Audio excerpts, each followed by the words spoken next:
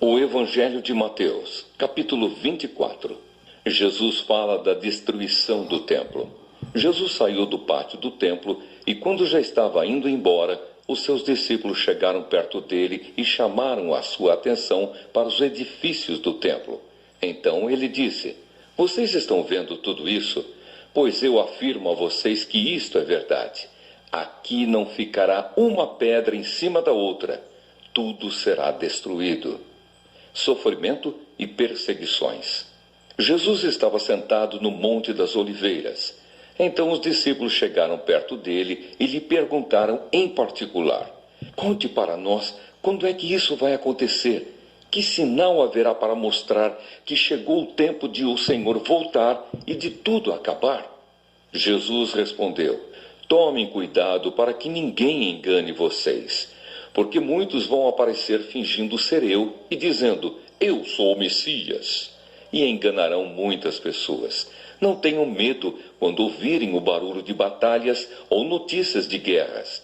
Tudo isso vai acontecer, mas ainda não será o fim. Uma nação vai guerrear contra outra e um país atacará outro. Em vários lugares haverá falta de alimentos e tremores de terra. Essas coisas serão como as primeiras dores de parto. Depois vocês serão presos e entregues para serem maltratados, e vocês serão mortos. Todos os odiarão por serem meus seguidores. Nessa época, muitos vão abandonar a sua fé e vão trair e odiar uns aos outros. Então muitos falsos profetas aparecerão e enganarão muita gente.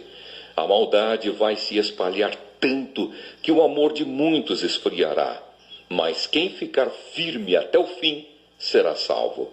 E a boa notícia sobre o reino será anunciada no mundo inteiro como testemunho para toda a humanidade. Então virá o fim, o grande sofrimento." E Jesus continuou: "Vocês verão no lugar santo o grande terror de que falou o profeta Daniel. Que o leitor entenda o que isso quer dizer. Então os que estiverem na região da Judeia, que fujam para os montes. Quem estiver em cima da sua casa, no terraço, que fuja logo e não entre para pegar as suas coisas. E quem estiver no campo, que não volte para casa a fim de buscar as suas roupas. Ai das mulheres grávidas e das mães com criancinhas naqueles dias. Orem a Deus para que vocês não tenham de fugir no inverno ou no sábado, porque naqueles dias haverá um sofrimento tão grande como nunca houve desde que Deus criou o mundo, e nunca mais acontecerá uma coisa igual. Porém, Deus diminuiu esse tempo de sofrimento. Se não fosse assim, ninguém seria salvo. Mas por causa do povo que Deus escolheu para salvar, esse tempo será diminuído. Portanto, se alguém disser para vocês: 'Vejam, o Messias está aqui,' ou 'o Messias está ali,' não acreditem. Porque aparecerão falsos profetas e falsos messias, que farão milagres e maravilhas para enganar, se possível, até o povo escolhido de Deus. Prestem atenção. Eu estou lhes dizendo tudo isso antes que aconteça. E se disserem: 'Vejam, ele está no deserto,' não vão lá. Ou ainda: 'Vejam, ele está escondido aqui,' não acreditem. Porque assim como o relâmpago risca o céu do nascente até o poente, assim será a vinda do Filho do Homem. Onde estiver o corpo de um morto, aí se ajuntarão os urubus." A vinda do Filho do Homem. Jesus disse: "Depois daqueles dias de sofrimento, o sol ficará escuro e a lua não brilhará mais. As estrelas cairão do céu e os poderes do espaço serão abalados. Então o sinal do Filho do Homem aparecerá no céu. Todos os povos da terra chorarão e verão o Filho do Homem descendo nas nuvens com poder e grande glória. A grande trombeta tocará e ele mandará os seus anjos para os 4 cantos da terra. E os anjos reunirão os escolhidos de Deus de um lado do mundo até o outro." A lição da figueira. Jesus disse ainda: "Aprendam a lição que a figueira ensina. Quando os seus ramos ficam verdes e as folhas começam a brotar, vocês sabem que está chegando o verão. Assim também, quando virem acontecer essas coisas, fiquem sabendo que o tempo está perto, pronto para começar. Eu afirmo a vocês que isto é verdade. Essas coisas vão acontecer antes de morrerem todos os que agora estão vivos. O céu e a terra desaparecerão, mas as minhas palavras ficarão para sempre. O dia e a hora. Jesus continuou dizendo: mas ninguém sabe nem o dia, nem a hora em que tudo isso vai acontecer. Nem os anjos do céu, nem o Filho, mas somente o Pai.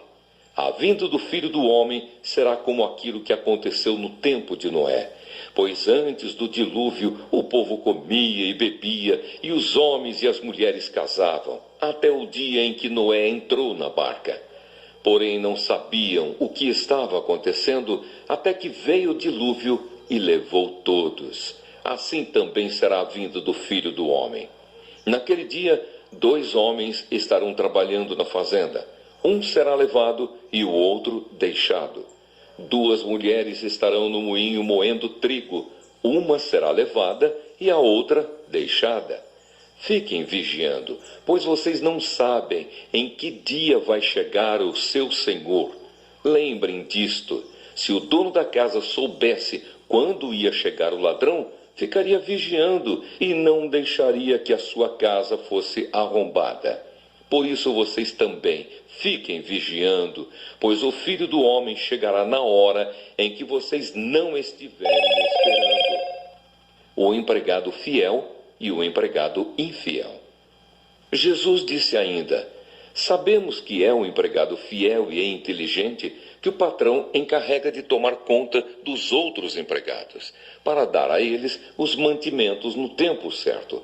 Feliz aquele empregado que estiver fazendo isso quando o patrão chegar. Eu afirmo a vocês que isto é verdade. O patrão vai colocá-lo como encarregado de toda a sua propriedade. Mas se um empregado for mau, pensará assim: o meu patrão está demorando muito para voltar.